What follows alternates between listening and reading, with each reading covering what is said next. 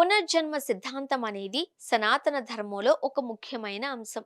దీనిపై విస్తృతమైన పరిశోధనలు, వాస్తవ సంఘటనలు జరిగాయి అని ఇస్కాన్కు చెందిన ప్రణవానంద ప్రభుజీ వెల్లడించారు. పునర్జన్మలు ఉన్నాయా అనే సందేహాలకు సమాధానంగా భగవంతుడు యుగ యుగాలలో అవతారాలు దాల్చి ధర్మాన్ని రక్షించినట్లే మానవులలో కూడా పూర్వజన్మల ఉనికికి అనేక ప్రమాణాలు ఉన్నాయని ఆయన పేర్కొన్నారు.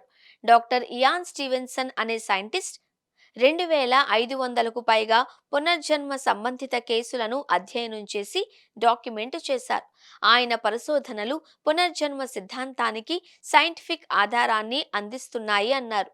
ముంబైలోని ఒక భగవద్గీత ప్రవచనంలో డాక్టర్ స్టీవెన్సన్ పుస్తకంలో పొందుపరిచిన ఒక కథలోని వ్యక్తి స్వయంగా అక్కడ హాజరై తన పూర్వజన్మ జ్ఞాపకాలను పంచుకున్న సంఘటనను ప్రభుజీ వివరించారు. అలాగే శ్రీల ప్రభుపాదుల కాలంలో ఒక భక్తుడు మళ్లీ జన్మించి లండన్లో భక్తురాలిగా మారిన వృత్తాంతం కూడా పునర్జన్మకు ఒక నిదర్శనము అన్నారు. అమెరికాలో జరిగిన ట్విన్ టవర్స్ బ్లాస్ట్లో మరణించిన వ్యక్తి తన తదుపరి జన్మలో ఆ ఘటనను వివరించడం, దానిని వీడియో ఫుటేజ్తో పోల్చి చూడగా నిజము అని తేలడం విశేషంగా చూడాలి అన్నారు. భారతదేశంలో కూడా ఒక మహిళ తన పునర్జన్మ ఇంటిని, అత్తమామలను గుర్తుపట్టి వారి ఇంటి నిర్మాణం గురించి చెప్పిన కథ పునర్జన్మకు మరో ఉదాహరణగా అభివర్ణించవచ్చు. ఈ సంఘటనలన్నీ ఆత్మ శరీరానికి భిన్నంగా ఉంది అని, ఒక శరీరం నుంచి మరొక శరీరానికి ప్రయాణిస్తుంది అని సూచిస్తాయి అన్నారు. కొంతమంది చిన్నపిల్లలు పూర్వజన్మ జ్ఞాపకాలను గుర్తించుకున్నా చాలా మంది మర్చిపోతారు. దీనికి కారణం బొడ్డు తాడు తెగిన తర్వాత పూర్వజన్మ జ్ఞానం మరుగున పడుతుంది అని అంటారు అని ప్రణవానంద ప్రభుజీ వెల్లడించారు. అయితే భగవంతుడు కొన్నిసార్లు కొన్ని ప్రమాణాలను వదిలివేస్తాడు అని, తద్వారా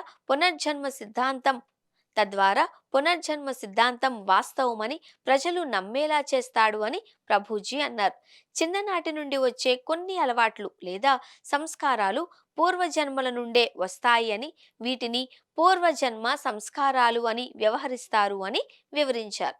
near death experience, out of body experience వంటి అనుభవాలు కూడా ఆత్మ ఉనికిని, శరీరం నుండి ఆత్మ వేరుగా ఉండే అవకాశాన్ని బలపరుస్తాయి అన్నారు. మరణానికి దగ్గరైనప్పుడు కొందరు యమభటులను చూసిన అనుభవాలు ఉన్నాయని, ఇవి కూడా పునర్జన్మ, మరణానంతర జీవితంపై అవగాహనను పెంచుతాయని ఆయన తెలిపారు. మానవ జన్మ అనేది భగవంతుడిని చేరడానికి ఒక దీపం వంటిది అని, ఈ జీవితాన్ని సద్వినియోగం చేసుకోవాలి అని ప్రణవానంద ప్రభుజీ స్పష్టం చేశారు. సాధన, సేవ, సత్సంగం అనే 3 మార్గాల ద్వారా ఆధ్యాత్మికంగా ముందుకు వెళ్ళవచ్చు అని అన్నారు. భగవద్గీత అధ్యయనం చేసేవారు, విష్ణు సహస్రనామం పఠించేవారు, గోగంగా గీతాలను ఆరాధించేవారు, గోవిందుడి నామం జపించేవారికి యముని భయం ఉండదు అని శంకరాచార్యుల భజ గోవింద స్తోత్రం చెబుతుంది అని ఆయన ప్రస్తావించారు.